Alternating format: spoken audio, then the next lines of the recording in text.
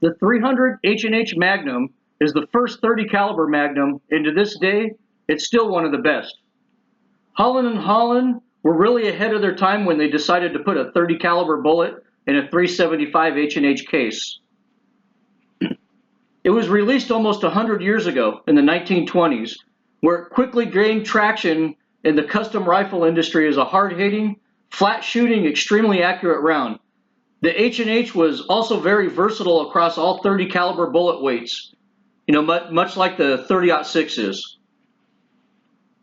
When it was released, it was called the Super 30, and indeed it was super in every aspect. You really had bragging rights if you showed up to hunting camp with the Super 30. In 1935, the 300 H&H gained fame as the most accurate cartridge in the world when it won the 1,000-yard Wimbledon Cup match at Camp Perry, then won the International 1,000-yard match in 1937. Because of this instant popularity, Winchester began selling production Model 70s chambered in the 300 H&H Magnum. Then in 1963, just as Winchester was on the fast track to cheapening their production processes and product lines to match Remington, they introduced and heavily marketed the 300 Win Mag.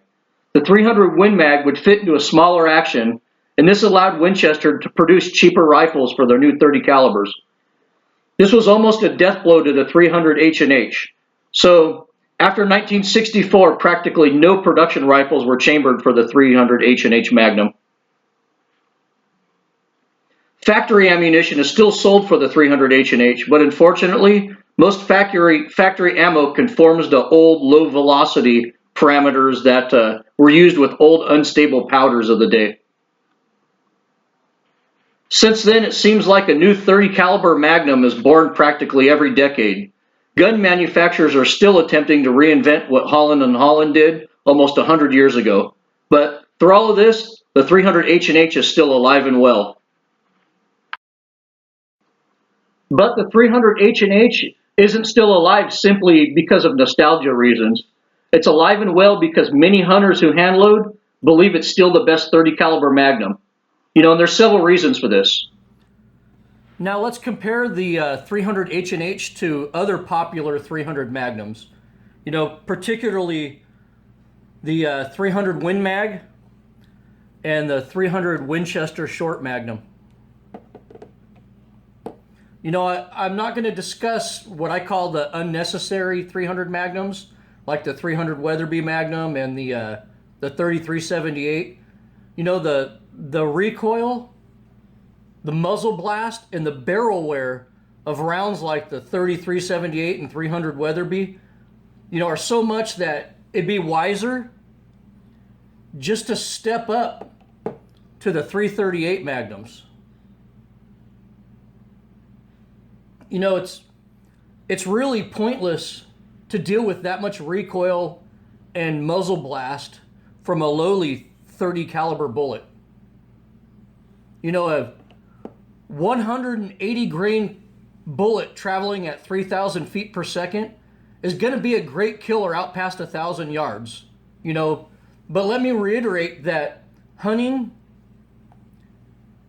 at 1,000 yards isn't hunting at all. That's simply target practice on live animals.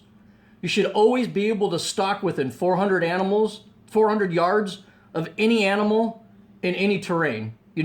If you're shooting deer at 1,000 yards, you either watch too much Best of the West, or you're too lazy or out of shape to stalk an animal, or you just lack the skills to stalk an animal.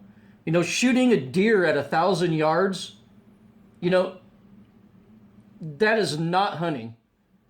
Since all your shooting's going to be under 400 yards, the super fast Magnums like the Weatherbys have no advantages over the practical Magnums. And when you use these really high speed 30 caliber Magnums, you're putting up with too much recoil and muzzle blast for no reason at all.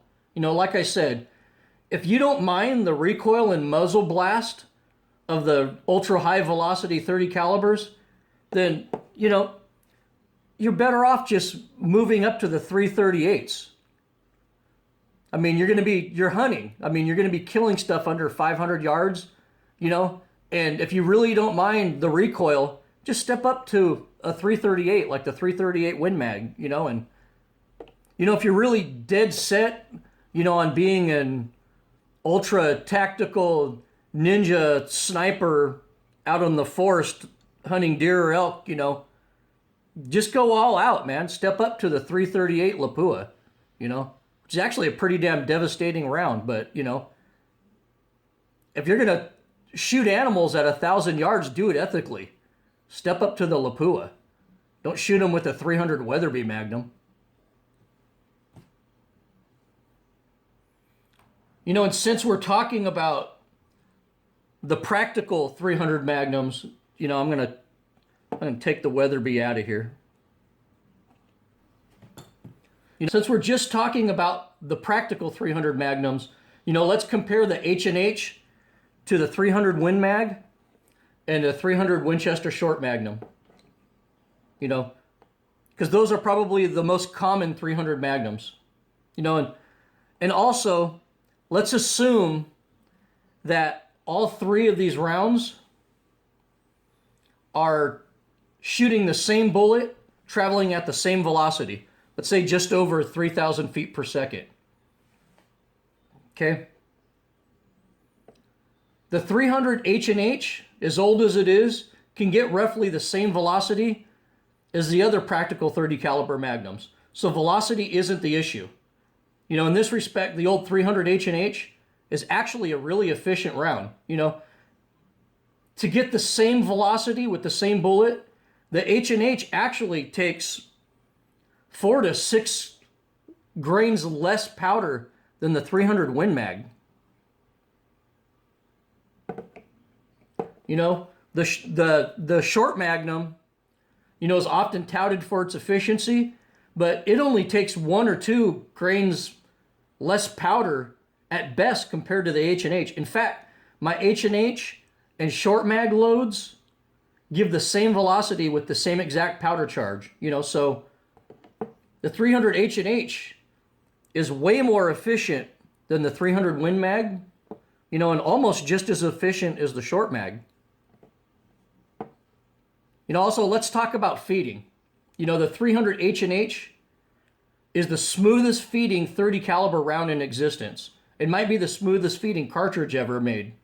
You know, that this long, gently tapered case, you know, it almost seems to put itself into the chamber. You know, the short mag, by contrast, you know, it doesn't have a great reputation for being a great feeding cartridge. You know, and this is for obvious reasons, you know. Short and fat with a sharp shoulder doesn't feed as good as long and slender with a gentle shoulder. The claim to fame with the 300 H&H is that it's the smoothest feeding cartridge ever developed.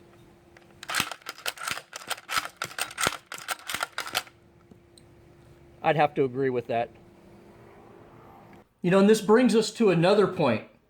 Recoil. You know, the perceived recoil pulse of the 300 H&H is tamer than the other 300 Magnums. You know, recoil is more of a gentle push, you know, than that sharp, quick jab you get with the 300 Win Mag. You know, most people that don't like the recoil of the 300 Magnums are shooting a 300 Win Mag. You know, that's a fact. You know, and recoil is so light with the 300 H&H, you know, mainly because of the cartridge dimensions, but also because of the increased weight of the receiver to, you know, to shoot this cartridge. It really does tame the recoil. Subjectivity aside, here's some hard numbers for the popular 300 Magnums shooting the same bullets out of rifles of the exact same weight. You can see that the old H&H not only feels like it has less recoil, it really does have less recoil. And the recoil you do get really isn't that harsh. You know, now let's talk about accuracy. You know, accuracy is really hard to quantify between 3 different rifles shooting the same bullet at the same muzzle velocity. But with all the factors the same, in my rifles, the 300 H&H shoots the best. But, I think we need to take a look at accuracy variables to pick the most accurate round. Let's look at the physics behind it. Let's call it theoretical accuracy, because that's kind of what we're talking about here. First of all, the 300 Win Mag has a very short neck and has a belt. So it has two attributes that take away from theoretical accuracy. The short Magnum has a longer and wider neck than the Win Mag and no belt. And it's got a short powder column. And these attributes give it high marks for theoretical accuracy. The 300 H&H has a very long neck, but it head spaces off the belt. So it'd be theoretically more accurate than the 300 Win Mag, but less accurate than the short mag. So even though the short mag is probably the most accurate round here out of these, the 300 H&H definitely holds its own. Now, what's bad about the H&H? Detractors of the 300 H&H claim that the action is way too long and heavy. But to me, the little bit of extra weight from the full-size Magnum action is a welcome benefit. Let's be honest. Those 6-pound 300 Magnum rifles that are all the rage nowadays are absolutely horrible to shoot. I'd rather lose 2 pounds in my backpack than 2 pounds on my rifle. But if raw weight numbers are super important to you, the short mag is going to win that contest every time. Another drawback to the 300 H&H is availability. The availability of factory ammunition for the 300 H&H is, a little bit limited compared to other rounds, but it's not hard to find. Federal, Hornady, Nosler, and HSM currently produce factory ammo for the 300 H&H. Reloading components are pretty easy to find also, including dies in high-quality Nosler and Norma brass. But as for rifles, production rifles chambered in 300 H&H haven't been made for a long time. And there's always the cool factor to consider. The cool factor is known by many names, such as nostalgic, or different, or just fucking awesome. The 300 H&H has a bigger cool factor than all the other 300 Magnums combined, in my opinion. This is due to the fact that it was the first 300 Magnum and is almost 100 years old. It also has a stellar documented history as both a mythical killer of African Plains game and it's been a world champion 1,000-yard cartridge. Add to this the fact that you can't buy a production rifle chambered in 300 H&H, and the cool factor is absolutely through the roof. If you show up with a 300 H&H, you most probably have a pre-64 Model 70 or a nice custom rifle, so there's going to be some gun envy. There are very few medium bore rifles on this planet that have as much cool factor as the old 300 H&H. Now let's see how the 300 H&H stacks up to the competition. In this chart, the lower the number, the better it performed. Even if you throw out the cool factor as a category, because it doesn't really affect performance, the old H&H really holds its own against the modern popular 300 Magnums. And it truly is a better round than the 300 Win Mag that replaced it. The 300 H&H really is a true 30 caliber Magnum in every sense of the word. So in my opinion, it deserves a scope capable of longer shots, just like the other 30 caliber Magnums do. I think a 50 millimeter objective hunting scope that can dial up magnification is about perfect for the 300 H&H. Also, like all 30 caliber Magnums, it's best to zero your rifle out at 200 yards and beyond. I have some good 300 H&H loads for the LRX, the TTSX, and the Nosler Partition. So let's head out to the range and do a little bit of shooting from the bench and see what happens. and I just finished sighting in a 30-06 I'm doing for another video at about 100 yards, so I'm going to go down range and pick up my target and move it to the 200 yard line. Then I'll be shooting this 300 H&H Magnum. Now the gun I'm going to be shooting today like I said, this is a 300 H&H Magnum. This is a pre-64 model 70. This was made in 1960. It was my grandfather's gun. Since I've owned this, you know, the barrel's been kind of shot out, and the stock, you know, had a lot of cracks, a lot of repairs in it, and it really wasn't in any kind of good serviceable shape for going out on hunting trips. Really couldn't trust a stock like that out there. So I had this rebuilt by Pacnor with a number 3 contour stainless barrel, and the stock it's wearing, this is a pre-64 Macmillan stock, Monte Carlo. And it's in this beautiful McWoody finish. And you know, I had to do a little bit of custom inletting for the Magnum action before I bedded it in with DevCom.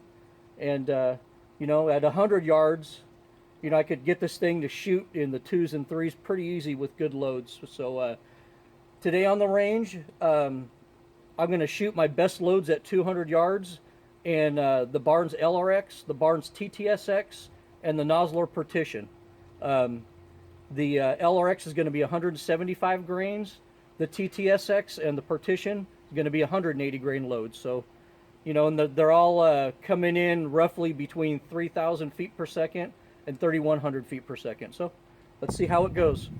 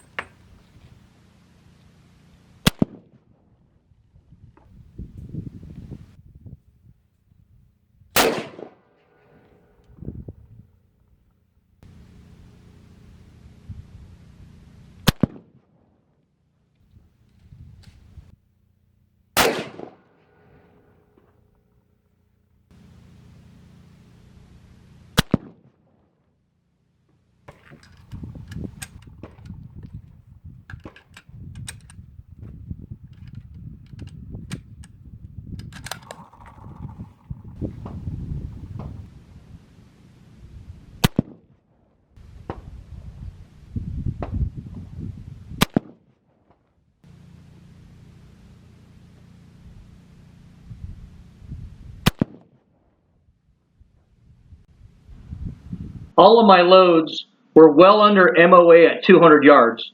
You know, you could see that this rifle really loves the LRXs. It can easily shoot under half MOA at 200 yards in the wind. So I'm really happy with that load, and the other loads weren't that bad either.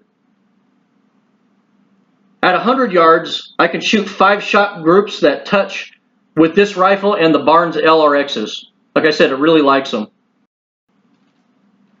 So in conclusion, the 300 H&H is still alive and well, both in the hunting lore of yesterday and in the field with young hunters today. Although they don't sell production rifles for it anymore, and factory ammo isn't as readily available as other cartridges, everyone's heard of the legendary 300 H&H.